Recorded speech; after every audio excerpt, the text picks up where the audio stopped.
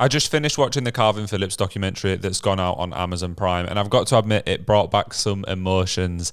The last time I remember watching any documentary which really included Leeds United was the one after we got promoted from the Championship, and there's clearly bits of that documentary that were used in the new one surrounding Calvin Phillips and how he managed to earn his place in the world's best football team. Obviously, as a Leeds fan, I'm going to be slightly biased on this because Phillips played a huge role for us in many pivotal seasons, not only getting us to the Premier League, but also keeping us there once we were up. It was only the season after he left that we actually ended up getting relegated. However, I think as a whole, people are quite quick to forget just how well Phillips did when he was playing for England in the Euros. His performances were that impressive without even being in the international lineup for long that he managed to pick up the England Player of the Year award, which isn't done easily, and that Phillips-Rice pairing throughout the Euros was fantastic. It was obviously his appearances in a Leeds shirt which really earned him that spot at the Euros. He did manage to get in the World Cup squad as well, which I'm going to touch on in a second, but didn't feature as much due to injury. I know, and this was portrayed very well in the documentary, that no Leeds fan wanted to lose Phillips. He was such a big player for us, and being a lad from Leeds as well, he was a local hero and a real inspiration. In fact, still is an inspiration, even if not more so. The documentary showed Phillips growing up in Armley, which is literally about 600 metres that way for me. It's crazy to think that he grew up not far away from me. He also played for Wortley, a local football team in Leeds. I remember I stopped playing football many years ago, but when I was probably around 11, 12, playing Wortley as well. After an amazing spell at Leeds, I feel like, and I think most fans felt like he'd done everything he could for us. He helped us get promoted, and then he gave his all coming back from injury really quickly to make sure that we stayed in the Premier League when we still had Jesse Marsh as our manager, getting that last game win against Brentford, which kept us in the league. Then Phillips joined City for 42 million, a price tag which actually, for some reason, I thought it was over 50 million in my head.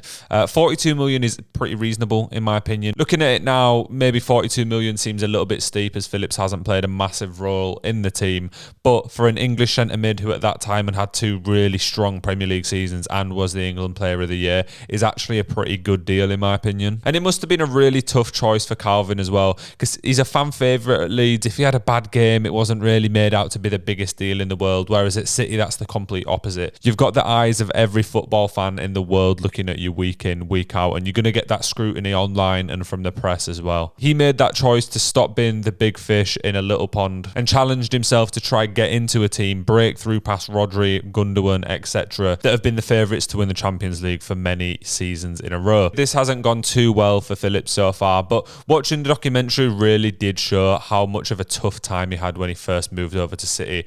Had that initial shoulder injury when he got his first start against Barcelona, which lasted a few weeks, and then he re-injured it again in training, leading to a shoulder surgery. Calvin nearly missed even the opportunity to get in the World Cup squad because of this injury, but he trained really hard and managed to make it in there. I'm sure it wasn't as big a role as he wanted to play, but given just a few years before he was playing for Leeds United after making it through their academy, the fact he was even at the World Cup must have been a dream come true. And I think everyone remembers the headlines then after that summer break when he came back to Man City and Pep said in an interview that he was overweight.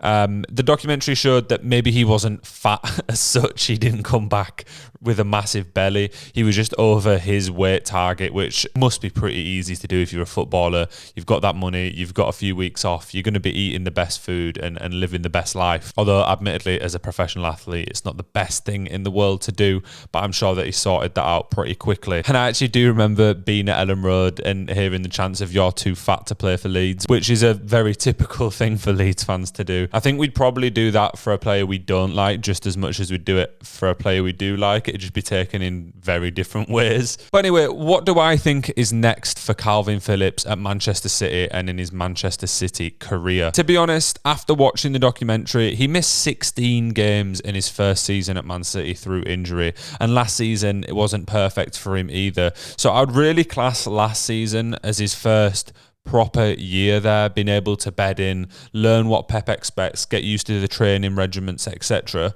And I do think that Calvin has that attributes to make a good Manchester City player. In his time at Leeds, we saw he had fantastic passing ability, really good tackling and strength in the middle of the park. And with Gundogan leaving Man City, obviously Kovacic has come in. I'm not sure he's quite up to scratch, so I think this could be the perfect opportunity for Calvin to shine and start getting in the team a little bit more. I do think if he gets a regular run of games and a good chance from Pep, he will start to show what he's made of. I really do hope that he gets a go and a run in the team.